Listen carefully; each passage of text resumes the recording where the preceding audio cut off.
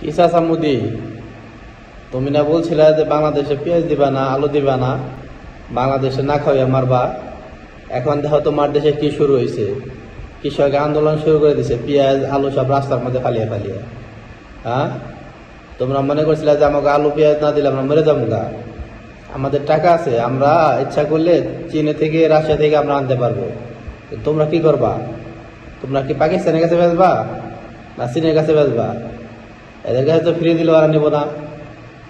তাহলে বরং আমরা তোমাদের এক কাজ করে আসো, তোমরা না আমাকে উপকার করবা না আমরা তোমাকে উপকার করি। তোমরা আমাকে আলুগুলা দিয়ে দাও রাস্তায় না ফালিয়ে, আর আমরা তোমাকে গোবর আর গরুর যে পেশাব আছে না, চনা চনা মুদ, ওগুলা পাঠিয়ে দিই। তোমরা তারপর ওগুলা খাইতে বেশি ভালোবাসো, পছন্দ করো। তো তোমাকেও সমস্যা দূর হইব নি, তোমার দেশের যে পাবলিক আছে সেগুলো সমস্যা দূর হইব নি। অন্তত আলু পেঁয়াজ গুলা পচলো না, বুঝছো?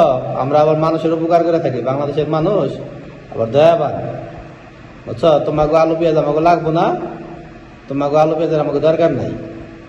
আমাকে না খায় মারবা না, আর নিজেরাই মারো, ঠিক আছে? বেশি কিছু বললাম না, বুঝছো?